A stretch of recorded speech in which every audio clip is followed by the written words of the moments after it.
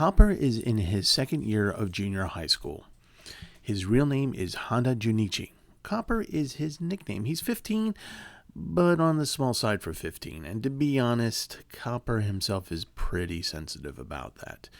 At the beginning of each term, the gym teacher has the class form a line, remove their hats, and arrange themselves by height. Copper quietly slips the heel of his shoe onto a stone and cranes his neck in a painful effort to move ahead in the order somehow, but he never does.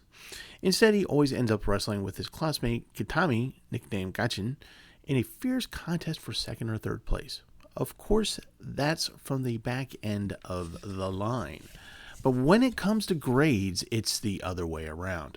Copper is generally first or second in the class and has hardly ever dropped a third.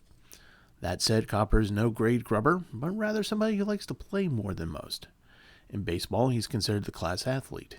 It's charming to see little Copper with his big glove guarding second base. Small as he is, he's no power hitter, but he knows how to bunt, so he's always picked to bat second in the lineup. Although he's first or second in grades, Copper has never been the class leader. It's not because he's not well liked, but rather that he can be a bit too mischievous. It wouldn't be right to make Copper the class leader, would it? When he seems happy to spend ethics class hidden from the teacher making two rhinoceros beetles play tug of war tied together by a thread? When the time comes for a parent-teacher conference, the words that his homeroom teacher says to his mother are always the same. There's not much to be said about his studies. His test scores are exceptionally good, and as usual, it seemed he would be chosen as class leader. But when this but comes out, his mother thinks, again? Because what comes next, invariably, is a story of Copper's mischief, landing him into more trouble. Actually, Copper's mother may be partially responsible for this. When she comes home from the parent-teacher conference, she often tells him, "We had another warning from your teacher, you know." But she's not particularly severe about it. To tell the truth, his mother can't give him a hard time about this sort of thing. The reason she can't is mostly because Copper's mischief is rarely irritating or troublesome to anyone, and he's not bad-spirited, but simply an innocent soul who makes people laugh and amuses them. But besides that, there's one more big reason. Copper has no father. Copper's father passed away just about 2 years ago. He was a director at a big bank, and after he died, Copper's family moved from their mansion in the old city to a moderate house in the suburbs. They let go of a number of people who worked for them too, so aside from Copper and his mother, there were just the nanny and one maid, and it became a household of 4 in all. Unlike the days when his father was alive, they received few visitors, and it suddenly began to feel lonely inside the house. His mother's primary concern at the time was to preserve Copper's natural high spirits, so she found herself unable to reprimand Copper very harshly for his small matters. After they moved to the suburbs, an uncle who lived in the neighborhood would come to visit now and again. That uncle was Copper's mother's little brother, fresh out of the university with a law degree. Copper would often go to his uncle's house to play as well. The two of them were terribly close. People in the neighborhood would often see little Copper and his taller-than-average uncle walking side by side or in the fields together playing catch. Just the two of them. Copper's nickname was first coined by this uncle. Then one Sunday, just when a schoolmate, Mitsutani, had come to the house to play, the uncle dropped by as well. "Copper, Copper," was thrown about, and after that, the name quickly spread to school. Mitsutani came to school and jabbered, "Hey, you know Honda, right? Well, at home he's called Copper." And so it was that his schoolmates came to call him that. Now even his mother will sometimes address him as Mr. Copper. Why Copper? Not one of his friends knows. They just think it's fun, and they all call him that without knowing why. If they ask him, "Why are you called Copper?" he just laughs and never explains. But he gets a sort of pleased look on his face, so his friends want to know the reason all the more. And on this point, we all feel no differently than his friends. So first let's start this with the story of Copper's nickname. And then let's report on the curious happenings inside Copper's head. Why such a report? Read on and you will understand.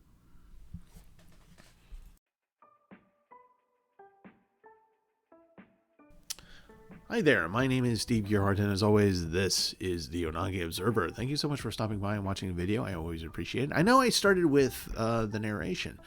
So what was that? Where did that come from? It came from a book called How Do You Live by Genzaburo Yoshino. It's translated by Bruno Navasky. And Brent Newhall sent me this book and to read.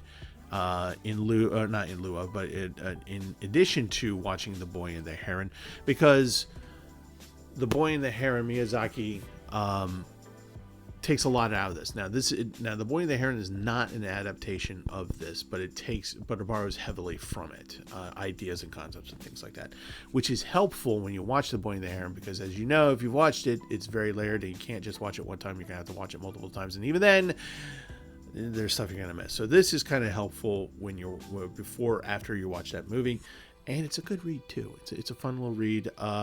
It doesn't take that long. You should be able to finish fairly quickly at a leisurely rate, like a few days. Honestly, if you wanted to binge read it, you probably could do it in one day. So yeah, give it a go, give it a try. So I hope you enjoyed that narration. A freaky thing happened during the narration. You'll probably notice it as you hear my voice kind of go a little bit distant towards the end. It's because my door over here, I had closed it so I could get at less ambient noise as possible. And as I was getting towards the end of it, I don't know how it opened, but it opened and the door swung open. I have no idea what the heck happened just now. It's kind of weird. I'm just like going, oh, I didn't realize my apartment had a ghost. Okay. It was really quite weird, and it kind of threw me off a little bit. But anyway, so moving right along. Next week, we're going to have a Cyberpunk review that was supposed to have been done during the season, but life. So sometimes stuff happens. And we are going to, on Saturday evening, I think around 8 o'clock on February 15th, we're going to go over on SciTube, and I'm going to play a movie. And it's going to be a Cyberpunk movie. I haven't decided if it's going to be animated or if it's going to be live action, what it's going to be. But we're getting a Cyberpunk movie on February 15th. And like I said, we should. And one of the nice things about SciTube is you can go over and you don't have to pay nothing. You just follow the link and you can just watch it. If you want to join in, you can sign in. It's free. And you can be part of the conversation should you want to, because there's a little chat function there as well. So mark your calendars if you want to stop by on SciTube February 15th around 8 o'clock. You shall see what you shall see. Depends on what movie I'm in. Anyway, so yeah, putting together panels for the upcoming con season.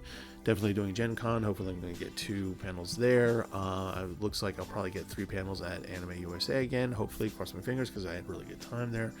And but you guys need to stay healthy. You need to stay good, because I would love to see you at the conventions or anywhere else in the world. Honestly, I would love to run into you. And so stay healthy, stay good, and as always, love you guys, and watch more anime.